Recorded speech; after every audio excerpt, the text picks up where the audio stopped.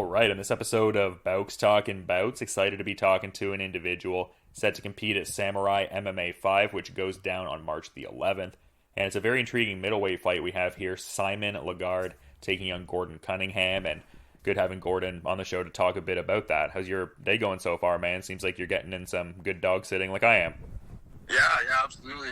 My girlfriend's aunt here, they got a little puppy, a little golden retriever, labradoodle mix, I think. So, yeah, she's keeping me busy.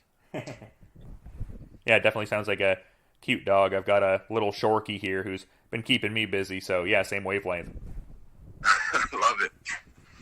But, yeah, it seems like there's a lot of, good momentum heading into this one in a certain sense. Like, I saw you had a post a few weeks ago where you were saying, like, how some good memories were made throughout 2022 and goals have been made for 2023. I'm curious, like, what are those goals you have mapped out for this year? Well, mostly goals-wise is just to be as active as possible.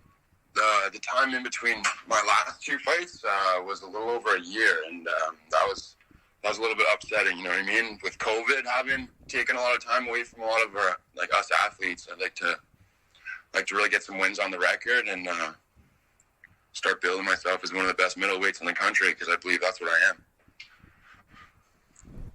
Yeah, and I thought it was interesting, like, in that context that you were saying your last performance was not one you were necessarily proud of. Like, you felt there was a certain, like, hesitancy on the feet and, like, a nervousness and engaging. But, I mean, I guess from my perspective as, like, a layman, it looked like a pretty comprehensive one in the sense of getting the, second round finish there. Like, do you still kind of feel that same way about that fight, I suppose? Or maybe has that altered since? I obviously, after having seen the footage, I'm not quite as hard on myself as I maybe was in the beginning, but I know what I'm capable of, especially when it comes to, like, a striking perspective, and I wasn't really able to showcase my striking as much as I would have liked to in my last fight. That being said, like, a lot of people would blame that on ring rust, but I'm not really the type to do that. I just kind of blame myself, you know what I mean? Sometimes you just got to be willing to pull the trigger, sometimes when you don't want to or when you don't feel the safest, but I wasn't really doing that night. But, yeah, I guess I was just playing it safe a little bit. I mean, that's interesting. I mean, you do have the perspective of being right in the heat of it. So, I mean, I do appreciate that insight, but I would think that it would be at least like a milestone sort of moment, at least in as far as, like, scoring the first pro MMA win. Like, was there a certain element to it like that? Like, did it feel kind of significant, at least in, that sort of context? I would think that would be like a milestone sort of moment. Yeah, absolutely. It was definitely a milestone, and it was pretty incredible being able to get my first professional win in front of a hometown crowd in a big stadium like Budweiser Garden. But it's a milestone for sure. But I feel like that win I should have gotten that win back in BFL in my first fight. So I still kind of hold that against myself, but it is what it is. It happened the way it happened. We'll get that one back eventually. And I mean, it sounds like you're wanting to be active too, so it's like as you continue to do that, it just gets more and more behind you, like that kind of thought. And yeah, like you said, I mean, I'm sure there'll be an opportunity down the line to, get some type of, redemptive kind of victory there, or however you want to phrase that thought. Oh, absolutely. I don't think there's a single fan in Canada that watched that fight that would not want to watch that fight again. So I'm sure it'll happen. I'm sure if I reached out there, I'm sure they wouldn't be too hesitant to put that one together. Yeah, and I mean, this seems like a very exciting one as well. Like, I mean, you talked about, like, the last one, it maybe not being that fight you wanted to have as, like, a almost like firefight, like, kind of action heavy sort of thing. It seems like, at least, like, in some of the promotional material, there's that kind of thought that this is one of those, like, don't blink or you'll miss it kind of fights. Like, yeah, I feel like most of the fights I end up in are those kind of fights, the don't blink kind of. People will be on the edge of their seats for sure, and especially with Simon, man, like, he looks like a scary dude. He looks like, I know for a fact he carries a lot of power in his hands. He's not the kind of guy you want to be flat-footed with. He's definitely, there's a lot of threats there, man. Like, it's definitely gonna be a fun fight. I'm gonna have to fight intelligently, to say the least. Yeah, I'm curious, like, have you been doing like a certain level of, tape study on him leading into this? Is that more something you kind of allocate to the coaches and then you guys kind of coordinate the game plan thereafter? Like, what have you been doing in that regard for this Simon Lagarde fight? As for like tape, like I've watched like a few fights of his, a couple fights. He has like a decent amount of footage, or I guess 2 fights worth of footage on UFC Fight Pass. So I was able to take a look at his old TKO fights, and yeah, there's definitely some things that he does really well, and there are some holes in his game that I feel like I'll be able to definitely open up and take advantage of. He's like, that being said, he's the kind of guy, he's always going to be in the fight, you know what I mean? Like, he's got that knockout power in both hands, it looks like, so he's definitely got a puncher's chance. Yeah, and in mentioning TKO, like I was actually just talking to Jesse Ronson a bit ago, and we were kind of talking about how this has certain like, I mean, it's a new thing for sure, but almost has certain like similarities to TKO. Like there's that certain like classic hallmark of like the Quebec versus Ontario clashes, and this one kind of fitting within that too. So like, what are your thoughts on all of that? That's kind of like a fun, tradition over the years, the inter-provincial clash, as it were. Yeah, so I love it. Honestly, it's kind of upsetting that TKO isn't around anymore for me to collect one of those belts, because I feel like when you go to Adrenaline, I feel like it's almost rite of passage for you to get one of those TKO belts, and then that's your doorstep to the UFC. So it's unfortunate that I can't go that route, but I'm hoping to replace the TKO belt with one of those Samurai belts one day. Yeah, well, that was going to be my like, I guess logical follow-up question, because I feel like Samurai, I mean, as, early on as they are, like first handful of events, like I feel like the quality of the shows has very much been there. So, like, how much of an express goal is that? I mean, by virtue of you mentioning that, it seems like it's very much something on your radar, like collecting that sort of belt and showing you're, one of the better fighters across, like, multiple provinces. And I mean, really the country, if you're looking at it like that too. Yeah, and like you said, I don't really look at fighting as province to province. I see Canada as a whole, and I want to be one of the best middleweights in Canada. And yeah, again, it would have been nice to get one of those TKO belts, but I feel like Samurai is doing an amazing job as kind of being the replacement organization for them, and they're doing it just as good, if not better. Yeah, no, I mean, I would have to agree for sure, but yeah, I mean, a lot going into this fight for sure and everything. I'm curious, like you were saying you were wanting to, be fairly active this year. Like, what does that like represent in terms of like a total number of fights? Like, do you have like a certain number in mind you would like to achieve, or just more of like seeing how each fight goes, seeing how the body feels, and kind of planning like that more so? Well, I've lots of opportunities at my doorstep, but right now I'm hoping I can, after this fight, get at least 3 more fights in the calendar year. Yeah, I mean, that would be great. And you very much seem like you're, diligently doing this, not even just from the perspective of someone competing in the sport, but I was also seeing a bit of footage of you coaching and stuff like that. Like there was a like Instagram vid of you with like a young girl, like honing her kickboxing skills and stuff like that. I thought that was, cool to see. Like, how much do you, I guess, derive out of doing that? I would think that would be something that you would like really enjoy doing and whatnot. Oh, it's amazing. Like having the opportunity to coach at Adrenaline, like, it honestly, it helps me so much, especially when like those days where like the motivation isn't quite there, you're kind of dragging your heels to get to the gym. When you see like the light in these kids' eyes, the way like the sport can really light a fire in some of these kids' lives, like it's pretty incredible to see, and it just reminds me as to why I started the sport in the first place, man. So getting the opportunity to be an instructor at one of the best gyms in the country is it's changed my life, to say the least, and it's helped out in the sport too. It's like you truly learn to understand things when you can like are able to teach them to someone. I feel like you don't truly understand something unless you can teach it, right? Yeah, for sure. That's, I mean, even in like my own endeavors, like I was in like a radio like industry years ago, like I was a morning show host and I had an intern, and I felt like it refined my own understanding of it too, just trying to teach it to somebody. And I have heard that from a lot of fighters as well. So that's cool that there's also some benefit in what you're doing as a competitor from that. Yeah, I'm very blessed to be in the position that I'm in, to say the least, especially with the history and Adrenaline. It's not like anyone can just walk in there and kind of end up doing what I'm doing. So I don't take it for granted. That's for sure.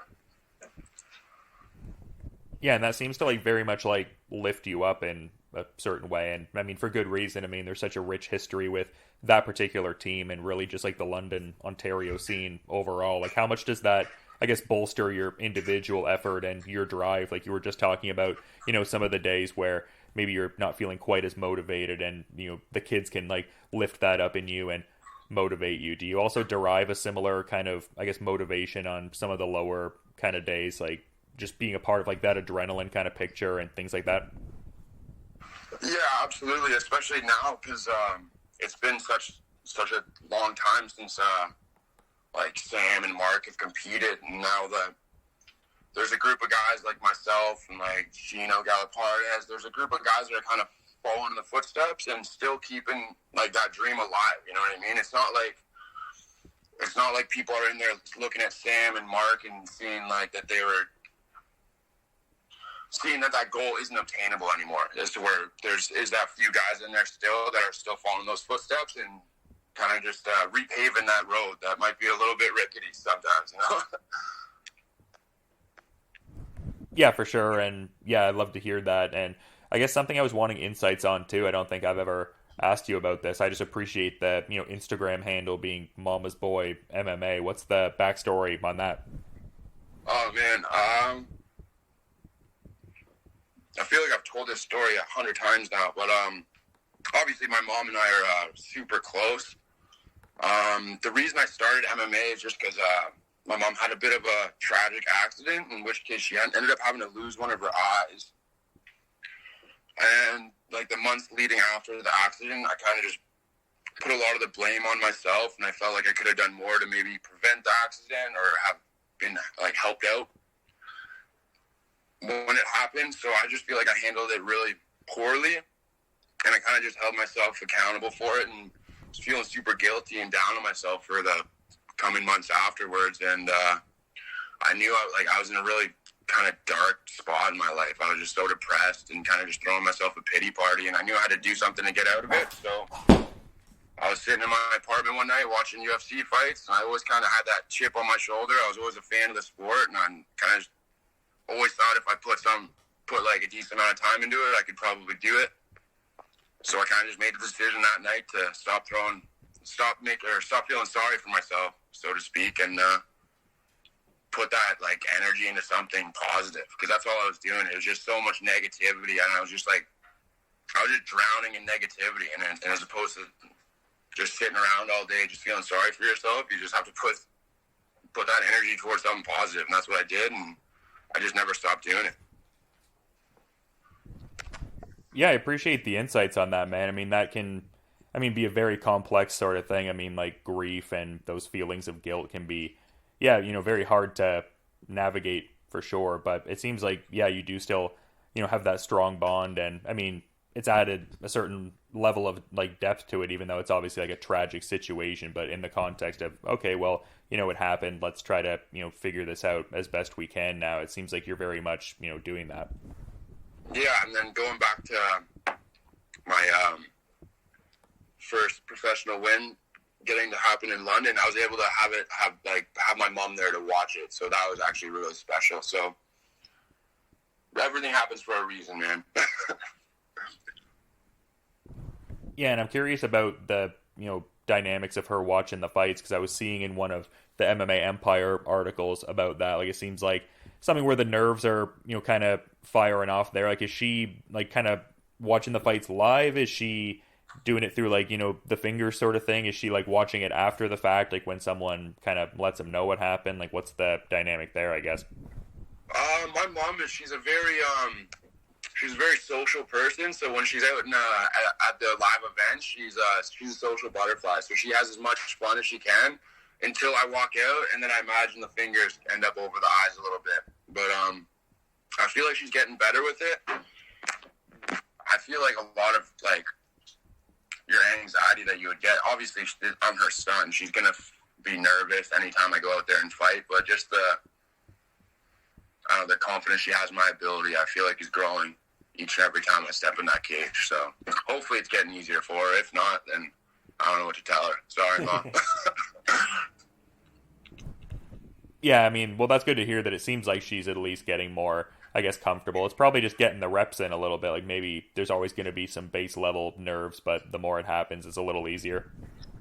Yeah, and like my mom is such a sweetheart too. It could have been anything I could have turned into my passion, and she would have been the most supportive person ever. Like I remember, like years back when I first started getting into the sport, and she saw my enthusiasm in it. Like every time I would come home from work or what have you, she'd pull up like some sort of fight news that she saw on the internet and like start chatting me up about it. So it's pretty incredible. She's a very special person, to say the least.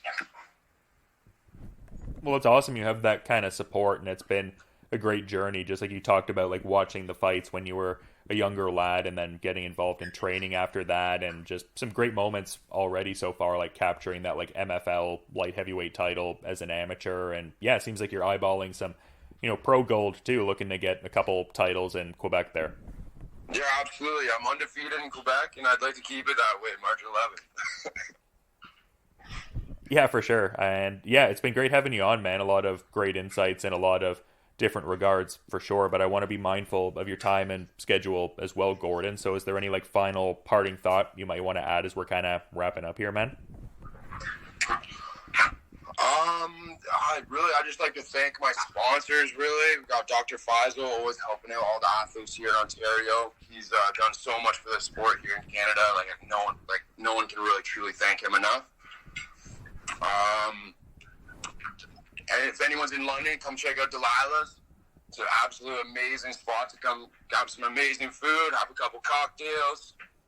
Got our other guys over at Hot Takes. If you're into the betting life, go over and check them out. But besides that, I don't really have much else to say. I'm not the type to really chirp anybody. I'd love to say something mean about Simon, but I'm sure he's a nice guy. I mean, I think this fight sells itself just based on what you guys have already shown in the cage there, so yeah. I don't know, he's got a big head, if you want to tell him I said that. That'll be the headline from this, Gordon Cunningham to Simon Lagarde. You got a big head. I love it, yeah, clickbait it up. Yeah. But yeah, this is going to be a good one on March 11th, and yeah, loving what Samourai MMA has been doing so far, and this 5th installment should be good, and yeah, excited for this middleweight matchup. Seems like one that has fireworks written all over it. So yeah, thanks for coming on the show, man, and looking forward to peeping that when it goes down. But until then, you have a good rest of your day there. You as well, brother. Take care.